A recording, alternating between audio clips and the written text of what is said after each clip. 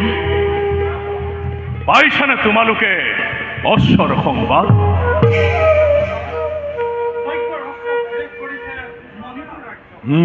মণিপুৰ ৰাজ্যত কৰিছিল আবেদন যজ্ঞৰ অস্ত্ৰ মুকলি কৰিবৰ বাবে, কিন্তু ৰজাই আমাৰ কথা নুশুনি মাত্ৰ ৰণৰ কৰিলে আয়োজন।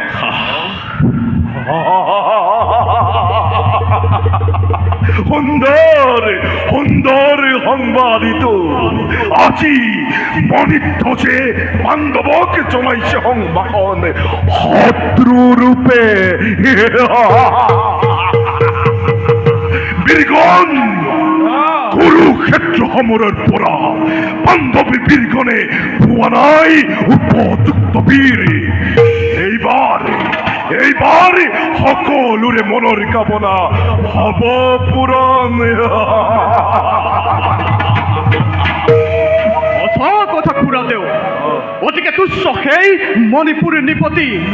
মাথো আপোনাৰ আদেশৰ প্ৰয়োজনে এটি পলকতে মণিপুৰ কৰি আক্ৰমণ উদ্ধাৰ কৰিব পাৰোঁ মই যজ্ঞৰস্য। বীৰগণ, মণিপুৰে বিচাৰিছে নিজৰে মৰণ। দাদা, ধৰ্মৰাজ যুধিষ্ঠিৰ কদাপিতো নহয় ৰক্তপাতৰ কামনা। মণিধ্বজক সুধো পুনৰবাৰ, যুদ্ধ যজ্ঞ অস্ত্ৰ অৰ্পণ কৰিব নে নকৰে?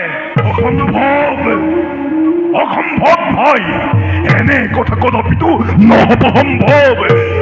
যি মণিপুৰ নৃপতিয়ে স্ব-ইচ্ছাই বন্দী কৰিছে যজ্ঞৰ অস্ত্ৰ, তেনেস্থলত পাণ্ডৱে কিয় কাপুৰুষৰ দৰে পুনৰ নিবেদন কৰিব সেই মণিপুৰ নৃপতিৰ চৰণত? শান্ত হোৱা দাদা, শান্ত হোৱা। শান্তিৰ পূজাৰী আমি, ৰক্তপাত নহয় কাম্য। হয়, বিনা যুদ্ধে যদি মণিধ্বজে যজ্ঞৰস্য কৰে সমৰ্পণ, তেন্তে এইটো আনন্দৰ বতৰা হব পাণ্ডৱৰ কাৰণে। এই হেতুকে পুত্ৰ বৃষকেতু খুৰাদেউ, যোৱা তুমি কোৱাগৈ মণিধ্বজক, প্ৰাণলৈ যদি তেওঁৰ আছে মমতা, তেন্তে বিনা যুদ্ধে বিনা প্রতিবাদে যজ্ঞরস্য প্রদান করকে পাঁচ পাণ্ডব।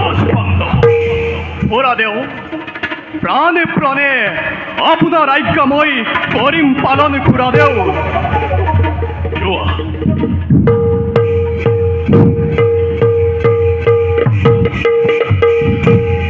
অৰ্জুন দাদা, এই বৃক্ষুদৰে নোৱাৰিলে বুজিব একোকে।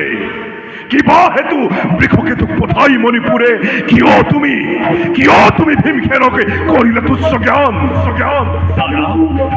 তোমাক কদাপিতো তুচ্ছ জ্ঞান কৰা নাই তোমাৰ ভাতৃ অৰ্জুনে।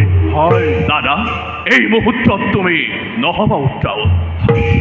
সময়ত দেখা যাব কিনো লিখা আছে আমার ভাগ্যতে। এবে বলা, আমি কিছু পর বৃক্ষকেতু আহালৈ অপেক্ষা করু। বলো ভাই।